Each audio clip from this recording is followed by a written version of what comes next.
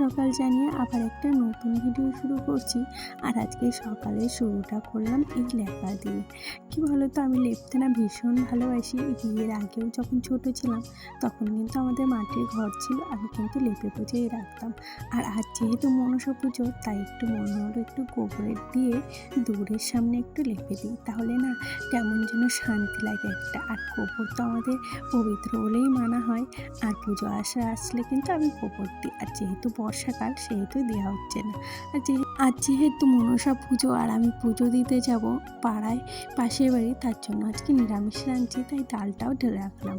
আর ওইদিকে আমি ভাত আর ডাল কিন্তু চাপিয়ে দিয়ে এসেছি, একটু তাড়াতাড়ি করছিলাম, কেননা 10টা থেকে পুজো আর আমার বাড়িতে রান্না বাড়া কমপ্লিট করে তারপরেই যেতে হবে। আমি ওইদিকে রান্না চাপিয়ে দিয়ে এসে এদিকে ঘরগুলো মুছে ফেলছি। আর আজকে জানো তো সয়াবিন রান্না করেছি, ডাল আর বেগুন ভাজা। ওই যে তাড়াতাড়ি করে রান্না করে ফেলেছি, আজকে একটু সকাল সকালে উঠেছি। আর কোথাও পুজো দিতে যাবো, বাড়িতে যদি পরিষ্কার করে না রেখে পুজো দিতে যাই, তাহলে দেখবে মনের ভিতরটাও ভালো লাগবে না। ওই এখন স্নান করতে যাব, মোটামুটি ওই 9:15টা বাজে, তাই ভাবলাম গাছে ফুল তো আজকে তোলা হয়নি, ফুল কথা তুলিনি, তাহলে ঘরে পুজোটা তাড়াতাড়ি দিয়ে যাবো। আর ফুল তুলতে গিয়ে চোখে যে কী ঢুকেছিল, অনেকক্ষণ ধরে ওই ডলাডলি করছিলাম চোখ। আর এখন চলে এসেছি, যেহেতু পুজো দিতে যাব, এই কাপড়টা বের করতে এসেই টুক করে পরে নিতে পারবো। আর এই সাদা শাড়িটা আমি মার কাছ থেকে এনেছি, জানো তো, পরবো বলে ভীষণ ভালো লেগেছে। বলেছি দুবার পরে তোমাকে আমি আবার ফেরত দিয়ে দেবো। এই যে আমি স্নান করতে ঢুকে গেলাম, সমস্ত কাজ কিন্তু আমার কমপ্লিট হয়ে গেছে। আমি না শাড়ি পরতে পারি না, প্রথমে চেষ্টা করছিলাম, তারপরে দিদি ছিল, দিদিকেই বললাম শাড়িটা একটু পরিয়ে দাও কোথাও গেলে না। ওই আমাকে দিদিই শাড়ি পরিয়ে দেয়। আগে তো আমার চায়ের মেয়ে ছিল, ও না বেশ ভালো শাড়ি পরাতে পারতো, কিন্তু ওর তো বিয়ে হয়ে গেছে। আর কোথাও পুজো দিতে গেলে না এখন আমি একটু আলতাটা পরি। আগে ভালোবাসতাম না, কিন্তু এখন কিন্তু বেশ ভালো লাগে। আর কি বলো তো, এত তাড়াহুড়োই ছিলাম, একটু যে সুন্দর করে পরবো সেটা আর পরতে পারিনি। ওই কোনো মধ্যে একটু তাড়াতাড়ি করে পরে নিয়েছি।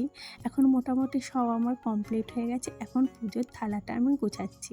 আর ওকে না 5 রকমের ফল আনতে বলেছিলাম, 3 রকমের ফল নিয়ে এসছে। আর বলছে কি ফ্রিজে 2 রকমের ফল আছে, নিয়ে নিও। আমি কিন্তু নিইনি, কেননা ও বুঝতেই পারিনি ওটা এখানে এঁঠো কাটা রাখা হয়, যার জন্য ওটা দিন হলো 3 রকমের ফল দিতে হবে। আর এই দেখো আমরা রেডি হয়ে গেছি, আমার জায়ের মেয়েও সাথে যাচ্ছে। তো দুজনা মিলেই পুজো দেবো। আর চুলটা দেখেছো কত বড়, আমার ভীষণ ভালো লাগে। তো চুলে কি আর আমি করবে, একদম পুরো রেডি হয়ে গেছি, আর আমার সাথে আমার জায়ের মেয়েও যাচ্ছে। তো সব মোটামুটি গোছানো হয়ে গেছে, সকাল থেকে এত তাড়াতাড়ি কাজ করেছি, মোটামুটি সব কমপ্লিট। আর এখন নিশ্চিন্ত হয়ে মানে পুজোটা দেবো। ঘরেও পুজো দেওয়া হয়ে গেছে, মানে পাশে বাড়ি যে দিদিটা যাচ্ছিলো সে তার একটু দেরি হচ্ছে বলে তাই ঘরে পুজোটা সেরে ফেললাম, না হলে পুজো না দিয়েই যাচ্ছিলাম, কেননা ভাবছি আমার জন্য কেউ ওয়েট করবে না, সেটা আমার ভালো লাগে। দেখো সাথে কিন্তু আমি ঘরে পুজোটাও দিয়ে নিয়েছি। আর আজকে কলা দিয়ে পুজো দিয়েছি ঘরেও। যে পাশের বাড়ি দিদিদের বাড়ি চলে এসেছি, ওরাও রেডি হয়ে গেছে। এখন হলো যাওয়ার পাড়া, এখানে দাঁড়িয়ে একটু গল্প করছিলাম আর কি। তারপরে এই যে এখন বেরিয়ে পড়ছি। এখন হেঁটে হেঁটে যাচ্ছি, একটুখানি দূর, বেশি দূর না, বেশি দূর না তো, কটা বাড়ির পরে।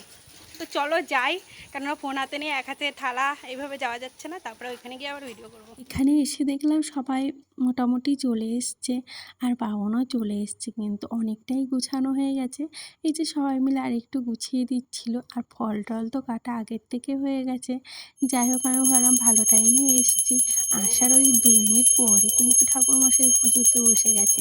দেন আরতি কমপ্লিট করে এখন হলো আমরা সবাই একটু ফল গুছাচ্ছিলাম, কেননা অনেকে ফল দিয়েছে, তো সেগুলো কেটে কুটে মানে গুছাচ্ছিলাম আর কি। আর এদিকে আমি আর ওই দিদিটা ছিন্নি মাখাচ্ছিলাম। ছিন্নি কে কে খেতে ভালোবাসো প্লিজ কমেন্ট করো তো।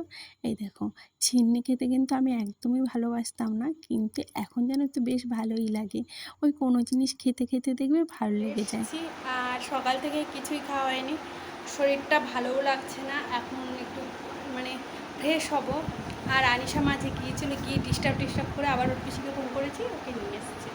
তো চলো তাড়াতাড়ি করে একটু মানে ফ্রেশ হয়ে নিই। আসার পর একটু শুয়েছিলাম, আর কোনো ভিডিও করিনি। বাট মনটা ভীষণ খারাপ, একটাই কারণ, সেটা হলো এত কষ্ট করে সবাই মিলে পুজো দিলাম, আজকে কিন্তু একটুও বৃষ্টি হলো না।